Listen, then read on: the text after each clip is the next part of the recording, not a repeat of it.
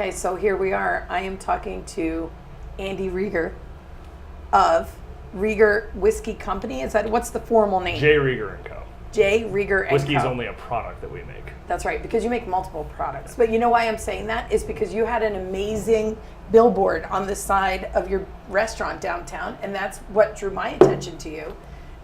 And that was all about whiskey. That painting on the side of the building downtown, right? It was. So the real history behind the whole company is it started in 1887 by Jacob Rieger. Jacob was my great grandfather. When Jacob started it, he started it in the West Bottoms district of Kansas City, which for the history buffs, what really happened back then was you had Kansas, which is a state, was the first to enact a statewide prohibition of alcohol back in 1881. And so when you consider what Kansas City was back then, there was only one developed part of the entire city that fell along the state lines, and that was the West Bottoms district. So that entire area flourished with alcohol-related activities, and Jacob Rieger was one of those individuals who took advantage of it by placing his distillery right across the street from where the original livestock exchange was. So you had this area that half of it, alcohol was illegal, the other half it was legal, so you had all these people from both sides of the city coming together to converge on this one neighborhood. You had these cowboys dropping off cattle, just getting paid, buying their booze, and he really took advantage of that and made it into something bigger. About 1900, then his son Alexander took over. Alexander was the marketing mind, and he started what was known as mail order delivery. And so what they would do is they would send out these beautiful advertisements that looked almost like what we would consider to be artwork that we would want to hang on a wall nowadays. And on the backside was what looked similar to a sushi menu. And you just checked what you wanted, and you included your money in the envelope, and then a few months later, Pony Express showed up at your door with whatever liquor you ordered, and that was how J Rieger Co. got to grow to become such a national brand. And so it's been fun to see in the last year. We've had people from Idaho, Montana, Maine, and Florida just to talk about as far away as it has gone. People that find bottles from the olden days buried in their property somewhere while they're digging for whatever they're digging for. And so being able to see how far of a reach they really had was pretty cool. But one of the fun things about the history of the family was in 1915, Jacob, his son Alexander, was the one who built the Rieger Hotel, which is at the corner of Main Street and 20th. And which is where I saw it. Which is where you saw it, exactly. Mm-hmm. The reason why he built that was because Union Station was just completed the prior year. And so what Union Station, once it was done, what it started to do was bring in a ton of traffic into Kansas City from all around the region and even around the country. And so what they needed were hotels. So they really started this traveling salesman hotel concept. And when they did that, it was a lot of the wealthy business owners in the city that did it at that time, not so much the hotel giants that we think of now that when a hotel was needed, they come in and put their name on it. And so Alexander was one of the first, got the corner lot that was the very first hotel lot right when you walked into the hotel district. And he really looked at it as an opportunity to market the brand. So the very first thing you saw once you walked into the hotel district was this massive mural on the south side of the wall, and that was what's been repainted that you've seen. And it worked. So it does. It brought me to you today, right? I mean, that's pretty crazy. And that it is such a funny thing here. 1 minute you're in Missouri, the next minute you're in Kansas. You don't know where am I right now? Am I in Missouri or Kansas? So I know right now we are in Missouri. Well, you're an out-of-towner, so it's difficult. I get it. Out-of-towner? I'm an out-of-stater. Right. I'm on the Jersey Shore. I'm almost not even in the country anymore. So you know all about traveling from one state to the other within a snap of a finger. But Prohibition hit in 1920, killed the distillery. And then the Rieger family sold the hotel in 1926. Fortunately, it's always been known as the Rieger Hotel. Speed forward to 2010, a couple guys got together and leased the main floor in the basement of the old Rieger Hotel from the current owner and started a restaurant, brought back the history, and that was when I met them. And one of the individuals there said to me, hey, we should reconsider talking about bringing the distillery back to life. And so that's what sparked the entire conversation. And 4 years after that initial meeting, we launched this place. And another reason why I was brought to you was because you were recently a finalist for Entrepreneur of the Year for the Ernst Young Entrepreneur of the Year Award, correct? So the Ernst & Young was a huge honor, but it was definitely something that I was outclassed in. They talk about the Entrepreneurs of the Year. There were people in that for the Central Midwest. The way that they do it is they sort of divide it up geographically for regions, and then the regions have like 2 to 5 winners depending on how big the region is. Then they all go to nationals. Nationals go to international. Fun little fact, it was either the first or the second winner of that entire concept was Michael Dell. when he was starting his computer company. So those judges probably have a good idea of Why what don't you they're feel doing. worthy? Right? Why don't you feel worthy, Right. though? So That's right. Like I should know. So from that, you have people like Michael Dell who are reinventing or inventing entire industries, and we're over here doing something that's been done for 3,000 years. And so our philosophy hasn't been completely do something different. It's just do it better than everyone else. And it's a passion of yours. You're passionate about it, or you wouldn't be recognized for it. And that's why I'm here with you. How did this passion for you specifically begin? So this whole entire concept, growing up, I always knew that there was this distillery in the family, and I didn't really care. It was something that had happened 100 years before I even knew what was going on. And so we always grew up with bottles in the house and old advertisements, and we knew about it, but that was that. So it actually started in the summer of 2010 when I graduated from college. My father was actually diagnosed with cancer and then shortly thereafter passed away. And it made me change my perspective on life and what I really wanted. I was working in the financial world in Dallas at the time. Really got to learn all about companies, how they run, the capital markets, buying, selling, operational consulting. And so these things that were giving me a great groundwork to figure out my career, but I didn't know what I wanted to do, and I knew that I didn't want to do that forever. And so it wasn't until then I talked to Ryan, who is my co-founder in this, and he and I really started hashing out the details. And at first I wasn't even interested in doing it. I just was sort of helping him out, hopefully that he could get it started. Lo and behold, I started working on it more and more. We sort of changed it up, and then in spring of 2012, I really started getting active and truly helping him build it out. And then it wasn't until that summer that when I got so far into it and realized that if you build it out as a distribution-based model and really think about everything that you're doing, from what is the product, what is the overall picture, what do the bottles look like, how do you tell the story, how do you price it, how do you sell it, who do you sell it to, things like that, that you saw that it could truly be something very special. And so that was something that we really took to heart, not just trying to build, you see it nowadays, because the easier model is building essentially a brew pub, which we're all very familiar with, but it's a distillery. And that happens all over the country right now, and everyone knows about them in every city, but it's retail focused. It's not distribution focused. And so your ability to grow your brand beyond your four walls there is very limited, whereas for us, what we're really trying to do is figure out how to make that everywhere but within our four walls. And so that's why our facility is purely a manufacturing plant. Which is pretty cool out here. I'm sitting here and I'm wondering where your connection and how you feel about your connection to your family, where that lies for you in developing this business. Well, so once my father passed away, in terms of the Rieger lineage, there's only been one boy in every generation. And so I am the last person with the last name Rieger alive right now. And so from that standpoint, I kind of feel like it's do or die, more or less. And so from that's been a huge passion of mine, is to doing something that, when I worked at the investment bank, I learned that I loved manufacturing companies. That's where we are now. But I saw that brands are what really built value, and you could build companies up based on brand value. And so being able to merge those two creates an internal passion for me. Then you add the concept that it's reliving a family legacy, more or less, that allows it to be even more meaningful and the emotional side as well. And so that combination is pretty rare that people get to do in their life nowadays. Andy, I'm always talking on my show about the fact that your life is a process, and what you go through in your life, you're meant to experience these things, and you just walked us through how you got here.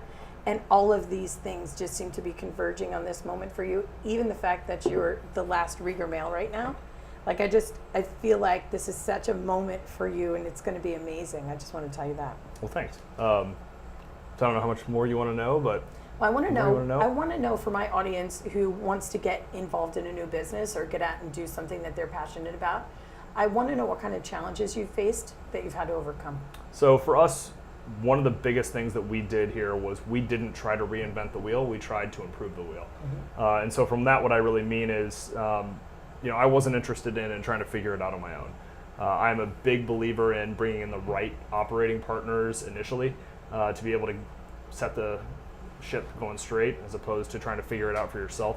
And what I really mean by that is, right off the bat, we got into bringing in a agency that we gave equity to, and they gave us all of our services for free. And so they do all of our label design, our website, anything that has our brand on it, they touch. And having a successful name definitely probably played a part in your ability to accomplish that. But I think that people with the right trade or equity or whatever it is that they can set up for their unique situation, that is an option to get people to work for you for free when offering something to them. You're right. It's not always an option, but if you build it out and you build the idea out thoroughly enough, a lot of times people try to approach that concept without having the idea fully developed, and they expect those people to help them develop the idea, and that's not how it works. It's the last plug of the equation. It's, here's what we're doing, here's everything, we want you to be a part of it, this is where you fit in, do you like this, yes or no? And that's something that a lot of these operating partners like. And so they were the first operating partner that came in. Second one was a gentleman named Dave Pickerel. Dave ran Maker's Mark. He was the chief operating officer and master distiller from 94 to 2008. He is our head engineer. He is our head of whiskey production. He teaches our distillation team how to make whiskey, how to make vodka. He helps us out with suppliers, all of that, and helping us really figure out, answer yes or no questions. Another yes or no question guy is a gentleman by the name Steve Olson. Steve's the highest paid spirits educator in the world. His largest clients are Diageo, which is the largest liquor conglomerate in the world. They own Guinness, they own Johnny Walker, they own Smirnoff, they own Tanqueray. Another client of his is the Spanish government, the Greek government, where he helps promote their products worldwide and especially in the U.S. So he's just getting started, is what you're saying? Yeah, so he's a slacker. And then the third one has been Tom Nickel. And so Tom, just last July, left Tanqueray, where he was the master distiller for 25 years. And so he now runs our gin program.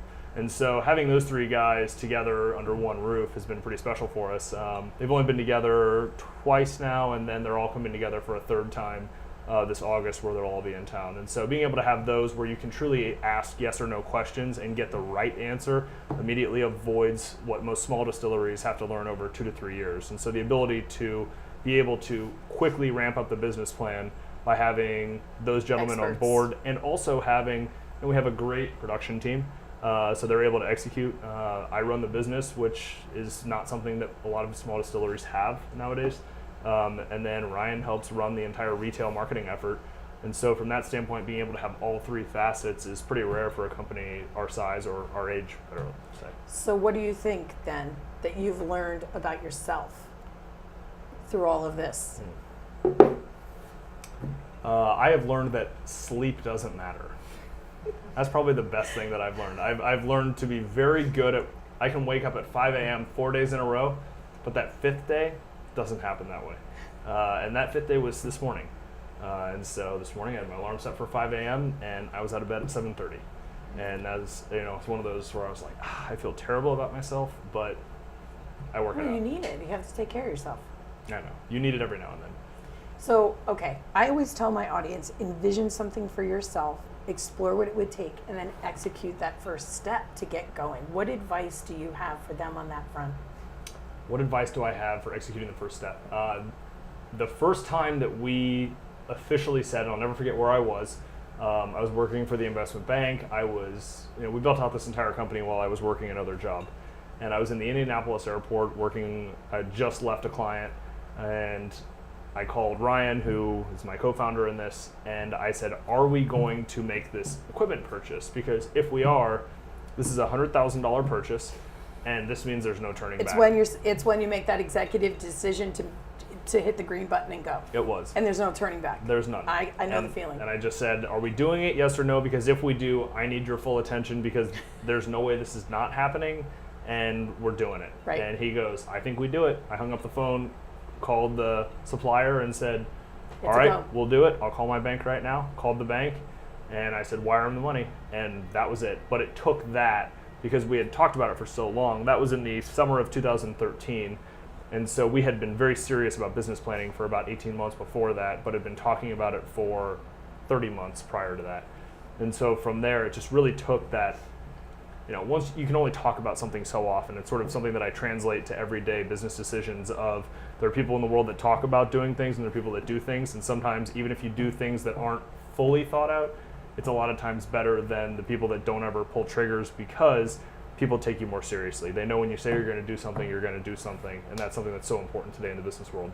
I so agree with you. How has changing careers and building this business, especially with your family legacy attached, but how has this changing careers enriched your life? How has this change of careers enriched my life? Well, I mean, we're sitting here drinking beer at work. That's one thing. I sort of broke the mold. I was cut from a different cloth in that sense, where even at my last job, people would fear the boss when he would be in the building. And I would literally ask employees, I would say, why are you scared of him? He's a person. Just go talk to him. Like, what do you care? And people would be so petrified. And, for example, people would drink beer in the office after 5 p.m. Well, if I had a stressful day, I would go grab one at 1 o'clock. And I couldn't tell you the number of times people would walk up to me and be like, oh, why are you drinking beer at 1 o'clock? And I'd say, who cares? I'm not getting drunk. I'm just having a beverage. That's a sign that you were meant to be in the beer business, I think. I really do. So alcohol has been in my blood, I guess. But, the thing that I would give advice to, was that the question? How has it enriched your life? How has it enriched my life? Other than the fact that you can have a beer when you would like. Right. Being able to do something that, and I never knew anything about the alcohol industry coming into this, so I had to learn it all. The alcohol industry isn't something that enriches my life. It's the freedom over my schedule. It's the freedom over the decision making. It's the being able to put something together and show what the final product is and say, yeah, I actually contributed to this. Whereas when you work at a big company, you say that all the time where it's like, hey, everyone's part of this team. And it's so true. But not everyone gets rewarded as if they're a big part of the team. And so being able for all of us to sit here, make decisions, we all live with them. I mean, this is our conference room. Mm-hmm. We sort of take everything down and scale it back, because we know that this is not a showpiece distillery. Rather, our showpiece is what's in the bottle, what the bottle looks like. When it's at store shelves on a bar, we can really save money. And so we sit here with, 6 or 8 of us. Everyone that's ever had any involvement right here at this table, at this tiny table. I love it. And we'll sit here and we'll drink and we'll even smoke cigars and we'll just talk. But that's how things get done, and we all enjoy it and we all love it and everyone's on the same page with it. And that's something that is so rare at large companies, being able to have full control over a scenario and a situation where you're, I don't want to say a leader, because I feel like that's a word that's always so abused nowadays, but to where you can show your employees and show everyone involved that this is everyone's decision, not my decision. Mm-hmm. And so from that standpoint, that's how we get done. I'm pretty good at delegating, and not just delegating saying, here's what we're doing, you do this, you do that, but I say, you know this entire realm better than I do, you do this. And so our head distiller actually told me that he wants me to do a batch of whiskey one day and put my name on the barrel, and we'd be something special that we release like 10 years from now. And I said, great, but you're going to have to hold my hand every single minute through it, because I have no idea how to run the stills. From that standpoint, it's been fun to be able to build something the way that you want to build something. So tell us what it is you make and what these bottles are here in front of us, which just happened to be on the table when we sat down. The only difference is they were staggered. Well, so for the camera, we'll switch everything around so we can talk in order. Well, technically, this would be the right order. Okay. So from left to right, this is actually the original bottle that J Rieger Co used to have. J Rieger Co back in the day before Prohibition used to have over 100 products. Were they all theirs? They had about 50 different whiskeys. Were they all the same thing in different packaging? Maybe. Maybe not. We don't know. Nor do we really care. But what we really did is we wanted to take the old J Rieger & Co. and bring it forward. And so from that standpoint, it wasn't broken. They didn't fail. They failed because the government took them out of business. And so we said they had a great trademark, they had a great logo, they had a great name, they had a great story. Let's just bring that back and revive that. And this was from which year? That was probably anywhere from 1890 to 1918. Oh, the 1800s. That's been the theme of our trip, is everything old is actually from the 1800s, which I love. I think that's awesome. You know what that bottle reminds me of? If you were to buy a bottle of medicine, right? They give you a liquor for something that's ailing you, mm-hmm. and really you're probably you're buying whiskey, right? Oh yeah. Well, so they actually used to make, on that topic, they used to make bitters. and they called them stomach bitters, and the entire label of them and the entire description in the advertisements they would send out was all about their medicinal uses. And so nowadays you would not be able to do that. The government would handcuff you faster than you could count to 10, but that was something that back then it was the wild, wild west. Yep, and that's a shot glass. And this is one of the original shot glasses of J Rieger Co. And so we're right now working on, it's a very thin glass material. You can feel it. Feels really cool, It's awesome, though. really classy. You can feel nowadays what shot glasses are today. And so we refuse to redo the shot glass until we have this, because the difference in feel from then and now is so dramatic that we can't do justice by printing the same logo on something that is 8 times as thick as what it used to be. So are you going to start making these? Eventually. Okay. Once we figure out that supplier, we got a couple in mind that are working on it. I need to get one of those when they come out. And they feel cooler in the hand. So I like it, yeah. So when we started J Rieger Co. back up, one of the things that we had to do, because it was a whiskey distillery, we had to start with whiskey as the product. When you consider sort of the 3 areas that whiskey production with small distilleries start with, you get companies that just buy a barrel from someone else, put it in a bottle with their label, and they say, this is my whiskey. They become marketing companies. When you consider that our goal was to become this producer that's known in the bartender's eyes based on our operating partner team that we have, that wouldn't do us a service, because we would be known as the marketing company, not the production company. So that wasn't something we could do. The other solution was sit there, put something in a really small barrel, age it for 3 months, bring it out. We can tell people we made it, we aged it, all that, but it doesn't taste very good. It's an expensive process to undertake. Nothing, again, that would speak well to the J Rieger & Co. name. The third most common for very wealthy individuals is take product, put it in barrel, wait 5-6 years, then release it. Well, you get no revenue. So we're sort of stuck in a rut. So what we did is we sort of adopted the Scotch method, which is the blended scotches, which really what they do is they source products from different distilleries and create their entirely unique flavor profile, something different than anything else on the market. And so what we did is we sourced a corn whiskey from Indiana, a rye whiskey from Canada, and a sherry wine from Spain, bringing all those in-house and creating our blend here. And just today, actually, the guys finished up an additional blend. And so what we're doing with that is we're creating an entirely new style of whiskey that is new to the current individuals drinking, but used to exist back in the 1880s and 1890s. And what I mean by that is back in the 80s and 90s of the 1800s, back then whiskey production was something that was subpar to what our today's standards would be. It wasn't aged very long, the raw materials weren't as good, the distillation techniques and equipment was far inferior to what we have today. So your whiskey overall was harsh and not good. So from that standpoint, it wasn't very drinkable, but it got the job done. And so back then people's goal was to get drunk. So from there, you had a lot of immigrants in America coming from Europe. Sherry was widely consumed. People got smart and said, why don't I just add sherry to my whiskey when I'm drinking it, and it'll taste better. So producers got smart and said, our whiskey is terrible. Why don't we just add sherry to the bottling tank? It'll be in the bottle, and we'll sell it. And so from there, then in 1897, the Bottled and Bond Act came around, which sort of reversed taxation, concepts on aging, and it was the first real consumer protection act for foods before any food really was protected under any governmental regulation, if you can believe it or not. So alcohol was protected before the food people ate. Wow. I'm sure you can. I'm sure we can all actually believe that. And so from that standpoint, then the concept of adding sherry sort of died because the distilleries were incentivized to age their product.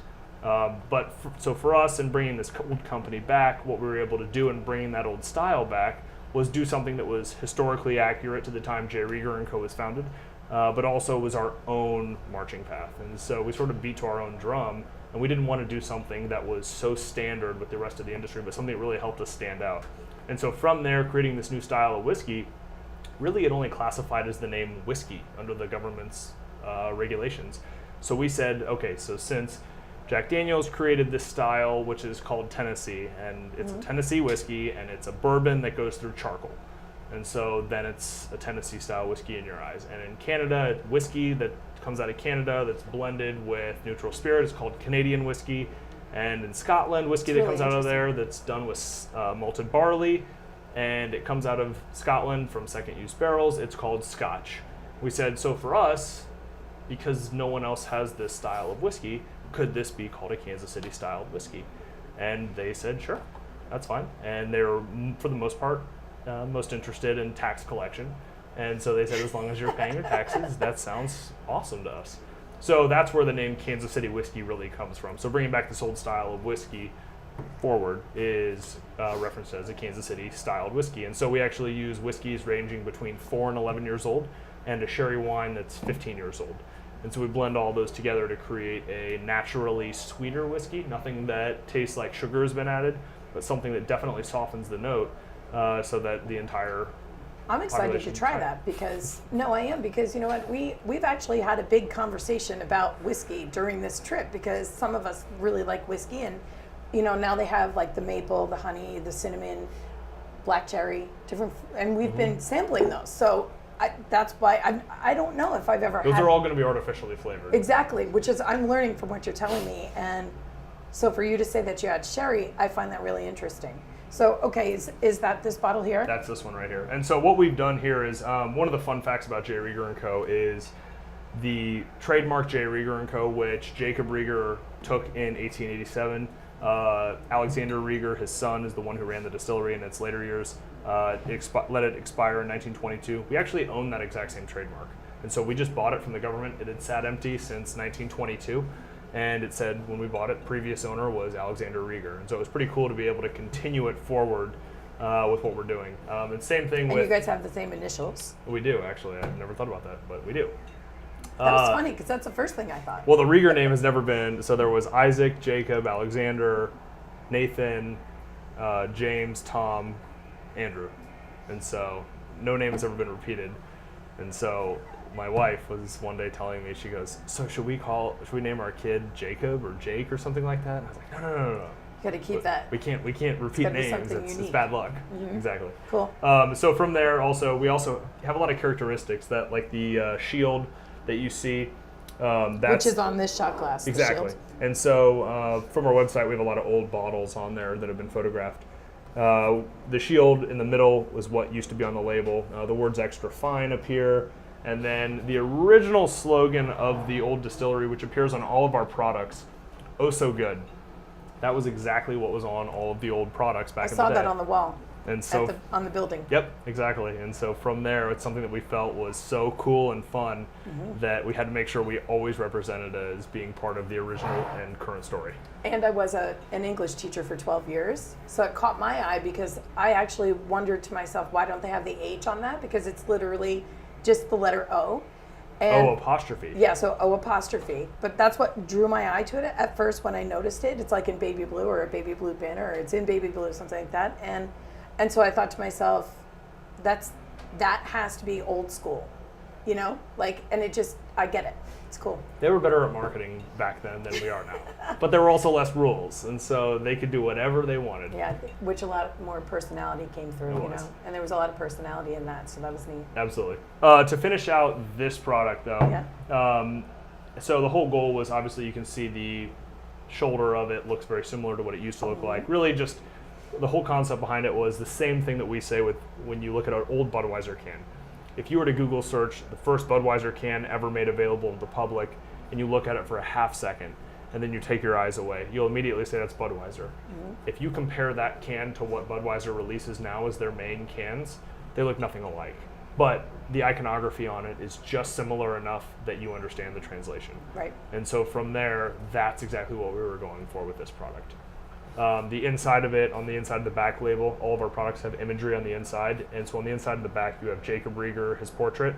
And on the inside of the front label, an original 1895 map of Kansas City that has a star on the original distillery location. Cool. So vodka. Vodka came next. In our original business plan, we never mentioned the word vodka once. I've even I've even word searched it to make sure that every time I say that, it is accurate. We were never going to do a vodka. Too many vodkas out there. And so from us, we didn't do a vodka until the whiskey came out. It started to become very popular. And it's actually the bartending community that came to us and said, hey, you know, we love your whiskey. If you came out with a vodka, people are starting to love your brand so much that we could definitely start using it a lot. And so we thought about it and we said, okay, if we're going to do a vodka, we're not going to do it like everyone else does, which is In America, for the most part, they're just corn-based vodkas. They are bought from these mass producers, and they're just bottled, and it is what it is. So we said we need to at least put a little twist on it. So what we do is we actually blend 3 different spirits: corn, wheat, and potato. And then once we combine them, we redistill them. So our vodka is actually considered a 3-grain or 3-part vodka, which is very odd today. So with that, it gets distilled through our copper pot still. It softens it, it gives it body.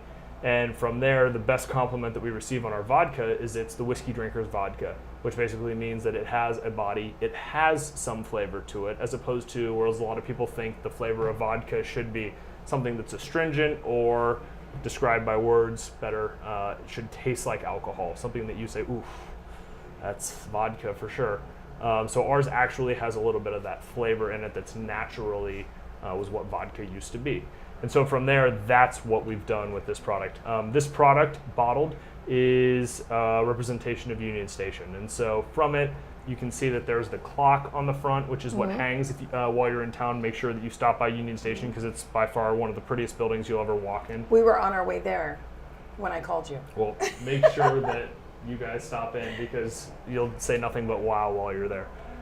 There's actually architecture for it, which is the architecture for the main walkway through it, and then on the inside of the label is actually one of the first train cars to leave Union Station.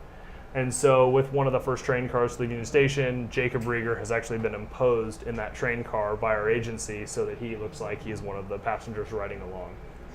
So that's vodka in a nutshell. And then the gin has been our big PR one as of late. So that was when Tom Nickel, who was the former head of Tanqueray, left Tanqueray, and a few days later announced that he was becoming a partner in this little-known distillery in Kansas City. And so from there, what we have done with this is we've adopted a traditional London dry gin, which means that we add the botanicals into the spirit in the still, and then we turn on the steam. And once we turn the steam on, the botanicals infuse throughout the liquor that's in the still. It gets distilled through, and it creates a really wonderful flavor profile. From that, there aren't a lot of traditional London dry gins made in America, and a lot of people that produce gin in America, for the most part, are sort of first timers at it, and so they don't have great teachers like the gentleman who created all the Tanqueray that we've experienced over the last 25 plus years. So from that standpoint, being able to learn overnight essentially how to make gin has been something that is very, very odd and rare. To transition these two together, last year, when this was in its first year of existence, there's this massive cocktail spirits gathering in New Orleans every year called Tales of the Cocktails, and they have what's known as the Spirited Awards. And the Spirited Awards are known as the Grammys of the alcohol industry for spirits throughout the entire world. And so you have every large brand that brings representatives, every large brand throws parties. It's a great time for about 5 days. This took top 4 of best new international product developed. It lost to Angostura, which came out with an Amaro. They're a multinational company. Sue's Bitters was something else that was in it, which is out of France, which is owned by Pernod Ricard, which is one of the largest liquor conglomerates in the world. And another one was a distillery out of New York that had a product as well. So the fact that the reception on bringing back this old style of whiskey forward was something that really caught our eye. For knowing that this was something that was actually very well received. What an accomplishment. The gin for this year took top 10. It didn't make the top 4, unfortunately, but it just goes to show the quality of the type of spirits that we're making. Because for us with branding, if you put your name on a brand or a product that is subpar, then what you're essentially doing is watering down your brand. So as long as everything that goes in a bottle is beyond fantastic, then what you're going to say is everyone that tries any of your products is going to say, what's next? Or they make a whiskey also, or they make a vodka too. And so while we never ever talk about or promote our vodka, it does fantastic because we talk so much about these. People try these, they hear we have a vodka, and they say, I have to try it. Right. And they get attracted to the brand, they try it, they see the quality, they understand that the price point isn't something that they can't afford, and they say, this is my vodka going forward. And so we sort of try to transition all the products one after another. What is this one here? And then so the last one is actually our most recent product, which as of today, we are 2 business days away from it being launched publicly. But what it is this is known as Left 4 Dead. And so Left 4 Dead is our first sort of Left 4 Dead. Left 4 Dead. Okay. Left 4 Dead is sort of our first outside the box product. And what I mean by that is what we did is we teamed up with Boulevard Brewery. Boulevard Brewery is the largest brewery here in Kansas City. They're one of the largest in the country in terms of the craft size. They started in 1989, and they are known as the top dog of the alcohol industry here in Kansas City. And so from there, we have a very good relationship. Our head distiller, one of our other distillers came from there, and our landlord is the founder of Boulevard Brewery. So from there, what we said is okay, Boulevard has lots and lots of beer that they throw away every day for various reasons. The refrigeration temperature of this one refrigerator changed out of spec, so they have to dump the beer. Or they did a large test batch that they need to throw a lot of it away, so they just dump it down the drain. Or something doesn't taste different, but what it tested out at on the mass spectrometer is a little bit different, and so what they need to do is they need to dump it because they don't know if anyone will be able to taste the difference. So we said to them, hey, instead of you dumping it down the drain, what if you bring it to us and we distill it and we create a product instead? And so the whole concept behind it is anything set for the drain at Boulevard, rather than them dumping alcohol down the drain, they instead bring That's it here. like an offense, right? Alcohol It abuse, is. they say. Absolutely. And so we pump it into You're our saving still. lives. We are. Not really. I can't say that publicly. But from there, you get Left 4 Dead. And so everything that goes in a bottle is going to be some form of a beer that And the was best thing is set you for the don't drain. know what it's going to taste like because it's not going to be the same every time. It's not. And so from there, we have different batches that each one is a different one. So for example, batch 1, we received a lot of Boulevard unfiltered wheat beer, which is one of their 2 most popular beers. From there, we distill it, and it tastes like a very wheat-heavy, hop-heavy, sweet spirit, more or less. It doesn't even really taste like a whiskey or anything because it has so many different flavor characteristics to it that we're not used to. When you consider So distilled, it says right here, this is number 4. that's from batch number 4. Okay, got it. Or it's just a tack strip from batch number 4. Who knows? I honestly don't know which one's not. That might even be water in the bottle. We might be surprised. We might be like, wow, that's really smooth. But from there, what's really going on is you're getting something as a base in the still that's unlike anything that distilled spirit consumers are used to. You're getting something that is so good after it ferments, which is what beer does, that people say, I'm going to drink this right now. And then we're taking that, which is so good right after fermentation, and distilling it. And so from there, you're basically starting with, think of it as a chef that starts with something that is subpar versus something that is one of the top pieces of meat he's ever seen in his entire life. Of course, he's going to be able to do the absolute best he can with the best pieces of meat because that's absolutely starting with the best base that he can. Right. And so that's what we're doing with this. But from this, we're going to be able to have a lot of riffs. We're going to be able to age some for a long time and do some other fun little here and there's with it. But one of the cool things about it is we get to taste it after every beer that we get and we distill. And we say, is this something that we should put in a barrel? Or is this something that we should just basically pass through wood and then release to the public so that they get to taste it in a very true sense of what it tastes like? Because the fun part about this collaboration is people that are such big fans of Boulevard, they get to actually try this beer that's been distilled that they've grown to know and love, and they say, wow, that's what my favorite Boulevard unfiltered wheat beer tastes like when it's concentrated. That's really interesting. Seriously, and I'm sure you guys are going to have a lot of fun with that. Oh, we definitely will. Yeah, it We already seems like have. Yeah, like a product that you can just, not be so serious about. But obviously you want to put out good things, but you can try different things. Exactly. And, from doing that, it may influence your next product. Well, so from that standpoint, you see that it's a collaboration. It's a little bit of a different bottle style, but it's sort of similar, sort of has that Grateful Dead look. Mm-hmm. We were able to sort of distance ourselves from the current product line. The next product that we release is actually going to be a coffee-based Amaro. It's another collaboration product. It'll be in this bottle style, though, and it'll be much more of a cocktail ingredient product. Where can people find your products? Can they find you online? Can they order online? So from us, we are currently in 10 states. We are in Kansas, Missouri, Louisiana, Chicago, or Illinois, I apologize, Colorado, Nebraska, New York, New Jersey. You are in New Jersey. We are. We can go into it all day as to why little guys don't do well in New Jersey. But we are in New Jersey, so any liquor store is available to get us. And then we're also in Wisconsin and Minnesota.